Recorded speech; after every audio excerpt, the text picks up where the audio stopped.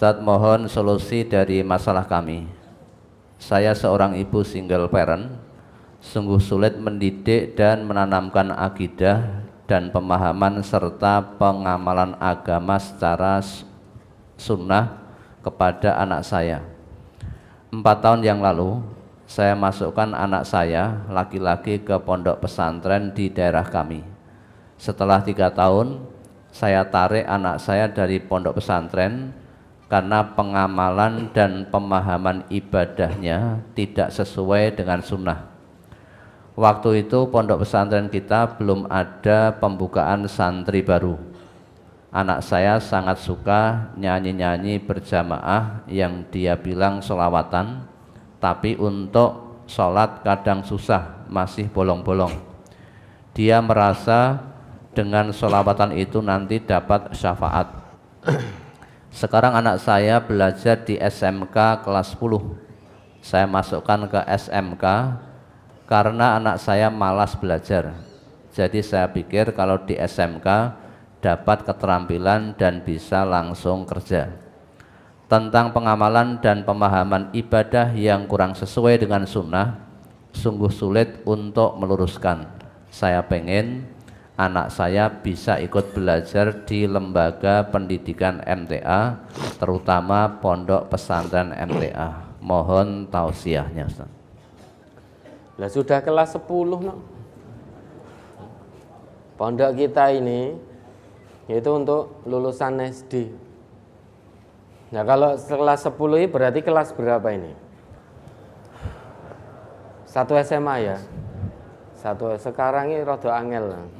Kelas 7, 8, 9. Kalau dulu kelas 1 SMP, 2 SMP, 3 SMP, 1 SMA. Sekarang ada kelas 12.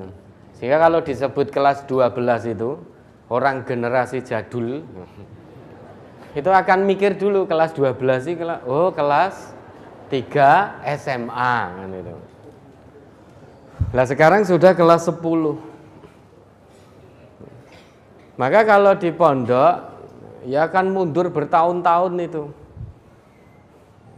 Dan mohon maaf tidak bisa diterima karena sudah kelas 10. Sedangkan ini untuk lulusan SD. 1 SMA tidak mungkin bergaul dengan lulusan SD. Karena pola pikirnya sudah berbeda, sudah lain. Nah, bagaimana? Nah, ini menjadi kewajiban Bapak Ibu. Kalau memang kepingin ngerti tentang Quran dan Sunnah betul, ya diajak ngaji. Ngajinya ngaji Quran, ngaji Sunnah. Kalau yang dikaji Quran dan Sunnah, insya Allah bertemu. Yang dinamakan ngaji itu ngaji Quran, ngaji Sunnah. Kitabun anzalnahu ilaika mubarakul liyadabbaru ayatihi waliyatadzakkara ulul albab. Tadabbur Quran berarti ngaji Quran. Dengan ngaji Quran kita paham, mengamalkan. Dengan begitu kata Allah menjadi bagian dari ulul albab. Nah maka diarahkan. Maka ketika ibu ngaji diajak ngaji. Pertama benci nggak suka nggak apa-apa, tetap diajak. Orang tua itu punya kewajiban mendidik anak-anaknya, mengarahkan ke jalan yang lurus, mengenalkan agama Allah ini. Maka diajak anak-anaknya. Jangan hanya diperintah. Nduk kono ngaji. Kalau ibu ngaji diajak, bapak ngaji diajak. Jadi diajak ngaji. Pertama tidak suka tidak apa-apa. Berusaha jangan sampai generasi kita menjadi golongan kelima. Golongan kelima itu fatahlik, binasa sudah. Perintah Nabi, ukhdu aliman. Jadilah kamu orang yang alim. Orang alim ini paham tentang agama. Bukan hanya paham tok, tapi paham dan mengamalkan agama. Ini disebut alim. Untuk bisa menjadi alim tidak langsung ujuk-ujuk, maka menjadi muta'allim, pembelajar. Ukhdu aliman au muta'alliman. Jadi pembelajar. Dalam hal ini ngaji secara istiqomah. Kita ngaji ini kan kita menjadi pembelajar. Baik saya, jenengan semuanya menjadi pembelajar.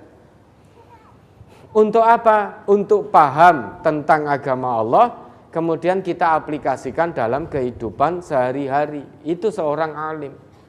Tidak mungkin orang menjadi alim tanpa menjadi pembelajar. Pembelajar itu tidak harus ke sekolah-sekolah formal. Kita ngaji seperti ini berarti juga menjadi pembelajar tentang kebenaran agama Allah. Untuk menjadi pembelajar, ada 2 syarat yang harus dipenuhi. Au mustami'an, senang mendengar dulu. Suka istima', mendengarkan. Atau au muhibban, senang dulu. Jadi senang kalau ayat-ayat Quran dijelaskan, hadis-hadis Nabi diterangkan. Bagaimana tidak senang wong petunjuk hidup, pedoman hidup, kompas hidup dijelas-jelaskan. Sehingga kita ngerti arah kehidupan kita. Misalkan kita dari sini mau ke sana itu tahu kompasnya. Lawang jenengan saja seneng ada GPS sekarang. Ya, meskipun GPS terkadang sering menyesatkan. Tiba-tiba jenengan sampai di tengah sawah nggak ada jalan. Kemudian di tengah keputusasaan suara yang di GPS itu, wis podo bingungnya, akhirnya suara itu dia mengatakan tujuan Anda di sebelah kiri. Tujuan Anda di sebelah kiri. Padahal nggak ada jalan. Itu pun jenengan suka mengikuti GPS. Mana rumahnya, mana tempatnya, Sherlock kan gitu. Di Sherlock delalah dilewatkan tepi sungai ini, ngerti-ngerti wes jalan buntu. GPS-nya ya ora kalah pinter. Begitu jalan buntu, tujuan Anda ada di sebelah kanan. Kuburan. Ya betul itu. Kata GPS-nya kuesuk ya rono gitu loh. Tujuan hidupmu kuwi ya ning kono kuwi gitu. Ya di situ. Lah ini GPS kita dalam kehidupan ini, pedoman hidup, kompas, Quran Sunnah diterang-terangkan. Maka harusnya kita suka, modal awalnya suka. Kalau kita sudah suka, kita akan berusaha mendengarkan. Kalau sudah mendengarkan berarti kita meningkat menjadi pembelajar. Kalau sudah menjadi pembelajar maka punya potensi untuk paham. Kalau sudah paham punya potensi mengamalkan. Kalau sudah begitu menjadi seorang alim. Fala takunil khamis, jangan jadi golongan yang kelima, fatahlik. Pasti akan hancur, akan binasa.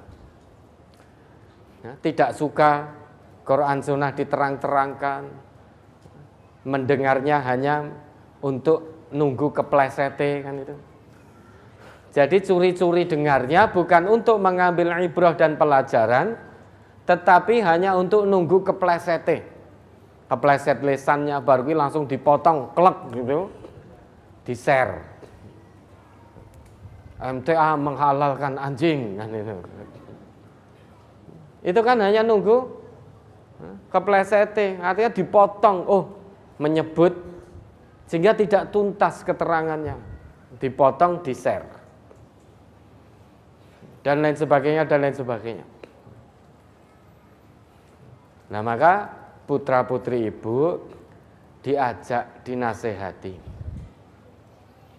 terus dengan penuh istiqomah dan kesabaran. Ud'u ila sabili rabbika bil hikmah wal mau'idatil hasanah wajadilhum billati hiya ahsan. Ibu, bapak harus bisa menjadi teladan bagi putra-putri bapak ibu.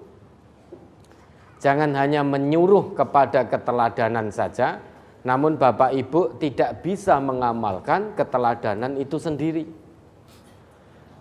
Jangan hanya menyuruh anaknya untuk ngaji, namun bapak ibu juga bolong-bolong ngaji nih.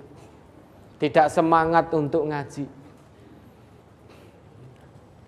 Ngajinya hanya tahu mari diakhiri.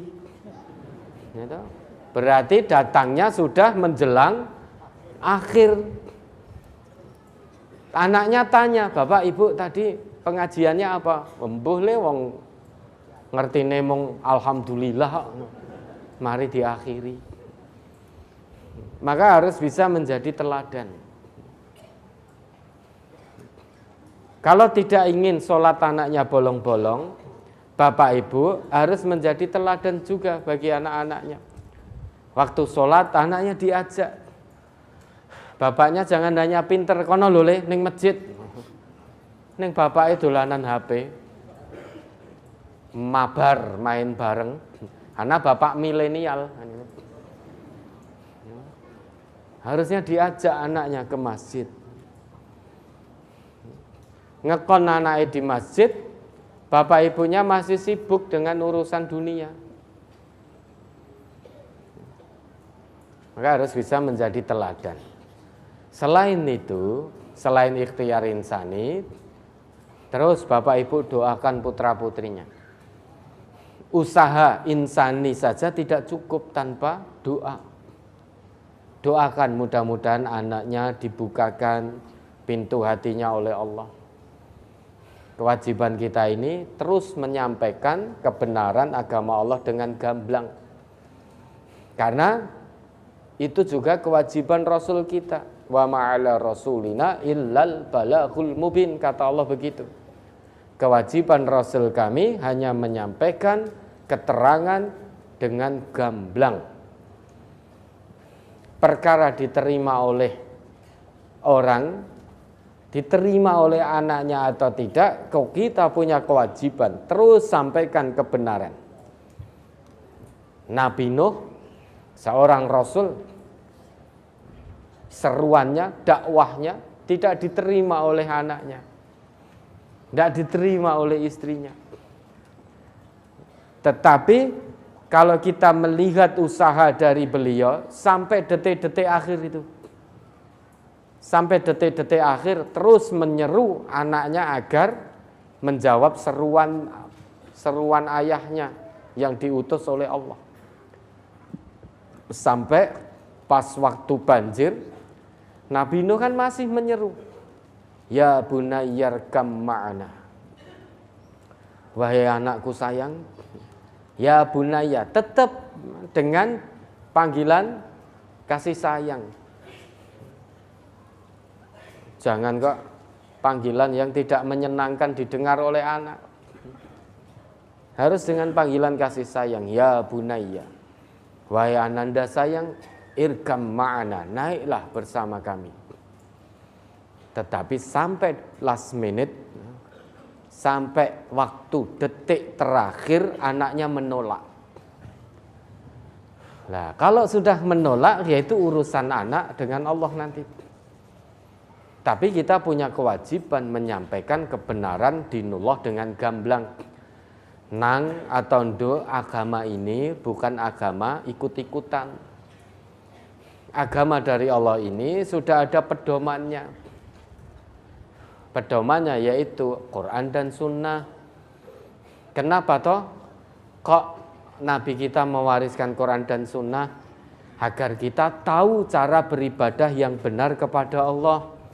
Karena hanya untuk itu kita diciptakan oleh Allah. Kalau ada manusia yang tidak beribadah dengan benar kepada Allah, berarti dia telah keluar dari esensi atau tujuan penciptaannya. Ibadahnya menurut akalnya sendiri. Nah, adanya Nabi kita diutus, Allah turunkan Al-Quran, sebagai petunjuk manusia. Lah kita ini manusia apa bukan? Gitu. Kalau manusia maka ikuti apa yang menjadi warisan Nabi. Memang awalnya Quran itu hudal linnas, petunjuk bagi segenap manusia. Namun ternyata ada yang tidak mau menjadikan Al-Quran sebagai petunjuk. Ada manusia yang tidak mau menjadikan Quran sebagai petunjuk. Karena ada manusia yang tidak mau menjadikan Quran sebagai pedoman hidupnya, yang awalnya hudal linnas, maka menjadi lebih khusus lagi, lebih spesifik lagi, menjadi hudal lil muttaqin. Hanya orang-orang yang mengharapkan, merindukan derajat ketakwaan di sisi Allah sajalah yang mau menjadikan Quran sebagai pedoman hidupnya. Untuk bisa menjadi hamba Allah yang bertakwa, itu tidak bisa tanpa iman dan amal soleh. Untuk bisa beriman dan amal soleh, tidak bisa tanpa mengikuti tuntunan Rasulullah. Karena Rasulullah itu yang paling paham tentang agama ini. Rasulullah yang menerima wahyu Al-Quran. Rasulullah yang mengajarkan Al-Quran. Rasulullah yang langsung mempraktekkan, mencontohkan tentang tata cara ibadah yang benar kepada Allah. Kewajiban kita hanya mengikut ittiba'u Rasulillah. Untuk melakukan satu ibadah, lihat dulu ada contoh tidak dari Rasulullah. Ada contoh atau tidak? Bagaimana Rasulullah terkait dengan satu ibadah ini? Apakah secara fi'il beliau mencontohkan, atau secara qaul beliau menyabdakan, atau secara takrir beliau mendiamkan? Maka dilihat lah katanya fulan-fulan, itu kan katanya fulan. Kita lihat kata Allah, kita lihat kata Rasulullah. Nah, sesudah itu terus doakan. Mudah-mudahan Allah mudahkan untuk menerima seruan kebenaran dinullah ini. Tapi kalau untuk di pondok pesantren MTA, pangapunten mohon maaf, tidak bisa. Karena sudah kelas 10. Nah, ini berarti mau kelas 11. Kan sudah 1 tahun ini. Kan pertanyaan 13 Februari. Ya, toh? Maka biar tetap di SMK situ, tingkatkan terus pengawasannya. Kalau putra panjenengan malas belajar, apa dikira di SMK bisa mendapatkan keahlian dan keterampilan, wong malas belajar? Ya tetap tidak bisa. Maka terus dorong biar semangat. Orang Islam itu semangat belajar. Orang Islam kok malas belajar itu keislamannya dipertanyakan. Orang Islam itu semangat belajar. Karena orang Islam salah satu kewajibannya menuntut ilmu, tholabul ilmi faridotun ala kulli muslimin. Menuntut ilmu, belajar. Itu kewajiban orang Islam. Belajar harus semangat. Belajar harus bersungguh-sungguh. Belajar harus sabar. Belajar harus istiqomah. Belajar harus landasannya lillahi rabbil alamin.